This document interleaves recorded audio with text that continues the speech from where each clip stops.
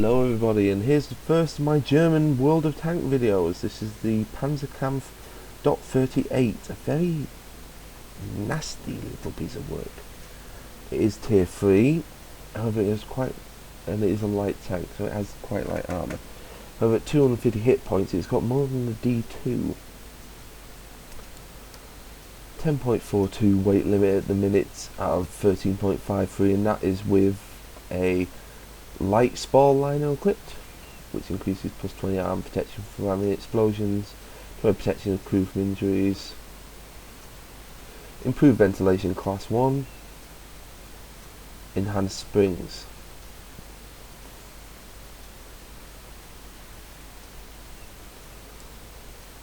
Basically mean that this thing gets tracked and doesn't really care.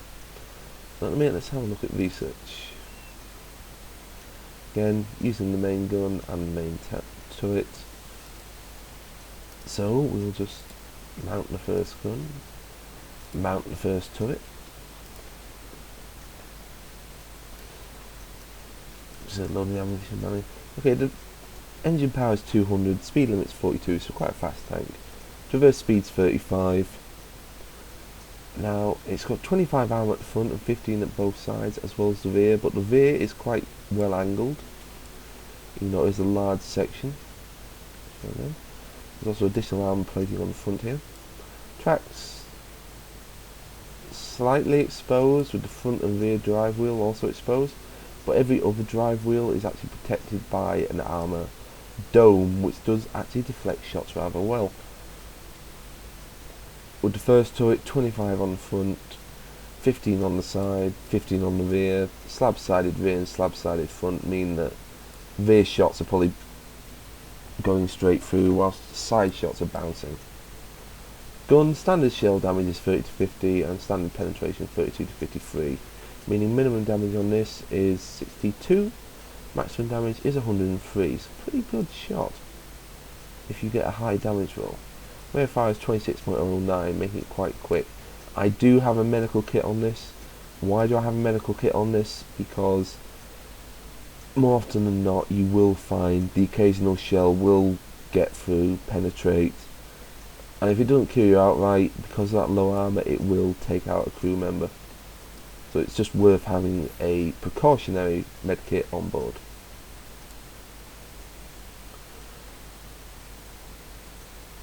Turret diverse speed is 32, so it's pretty good at turning.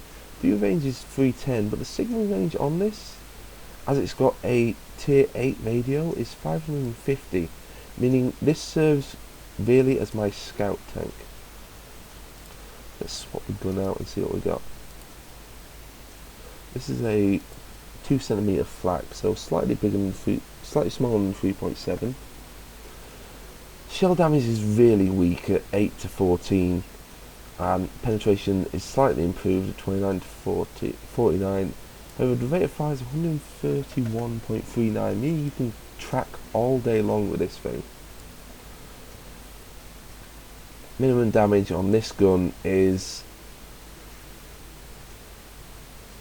37, maximum damage is 63, meaning it can deal with light tanks, but when you come up against a medium with heavy armor, or even a heavy, yeah, you want to use your speed to get out of there, because they are just going to pancake you and you're going to have no chance of hurting them, but you can just keep tracking them.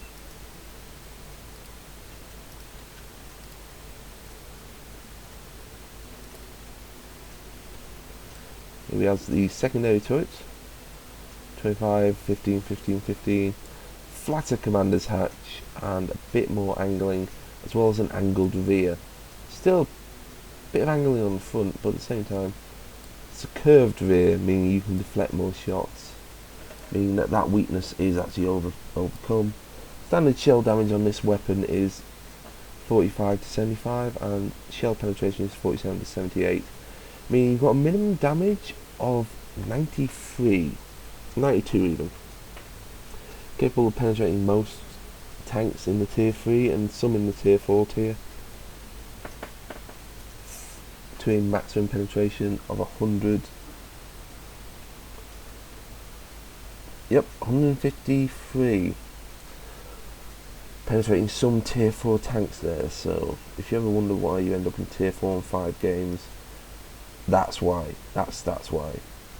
And if you don't penetrate, that's just a bad roll.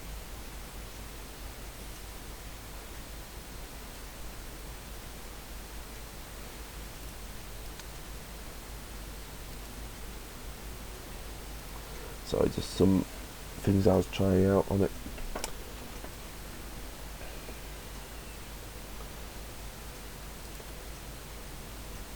Shells are loaded, 50 and again 6 HE. Let's just have a look at that, shall we? Come to service. Yeah. Minimum penetration on the HE is 18 to 30.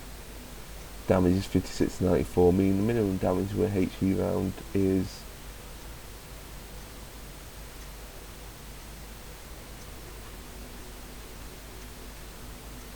74.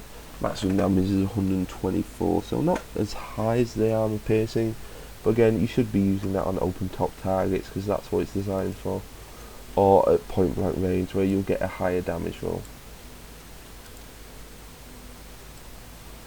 No camouflage available, mainly because I have got no gold, and also it's quite useless. The only camouflage that matters is in this section here. So let's get into a battle and see what we can do, shall we? So here on Himmelsdorf, I'm going to do, hopefully not a corner fight here, but I'm basically going to move forward with this gun carriage.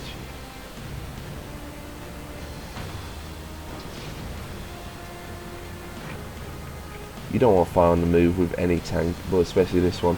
Its speed just makes it almost impossible. I'm going to take cover here because it appears to be we're getting some sort of line battle going. However, I have no shot.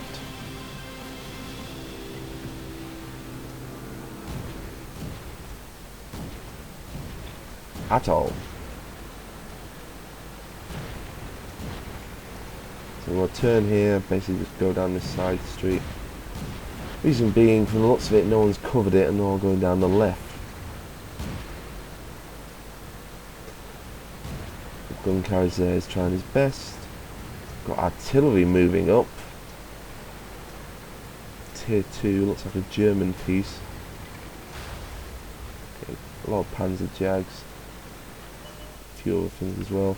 Hopefully not been spotted here, because the last thing I want is that tank destroyer turning to face me. I'm basically going to try and sow some confusion amongst the enemy and use my signalling range to basically spot. Loading up my explosive because that is an open top vehicle, and there's a kill. Switching to armor piercing again because all I'm facing now, oh god, that's a T-18. Multiple enemy tanks, fire on the move, don't get a shot. I'm basically going to hide behind cover here and use my turret, hopefully. The main gun is we're done for. Oh, Get out. a lot more there than I expected. Should have really been using my speed. Same time, I've sown a bit of confusion amongst them because they are just thinking like, oh shit, there's one there. Is there anyone else there? No, we've killed him. Then again, that's what happens. You take on a tank destroyer and the shot was probably from someone else. However, my team has now lost my view range, so they don't know where some of these tanks are if they're relocating. UC2 PDR, Universal Carriage 2-pounder is taking on a, well, was taking on a enemy tank destroyer. It's now T28, however, at the other end of the street. T70 at the other end of the street. He's waiting, taking his time, taking the shot, but unfortunately misses. And due to being so heavily open top, it takes a lot of damage. The Universal Carriage is, as you can see, completely exposed. Now the 38, I've got to admit, is quite a fun, quite a fun little thing to do. Like I was doing there, I was actually just running behind enemy lines and confusing the hell out of them. Because Three of them turned to fire at me, no one's firing at my team, and if I'd been a bit quick on the reverse, I probably could have survived that. Maybe even put a few more shots down their way. And we're being kept.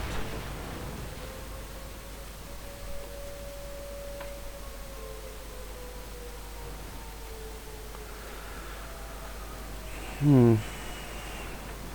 13-10. Another UC2 pounder is moving along. Not actually turreted this, it's got a triangular line of fire. Ammo storage is hit. BT7 just took a hell of a hit there. One of our tracks is damaged. And for some reason isn't turning to fire. He's down. Cruiser's free, takes him. We've lost this game.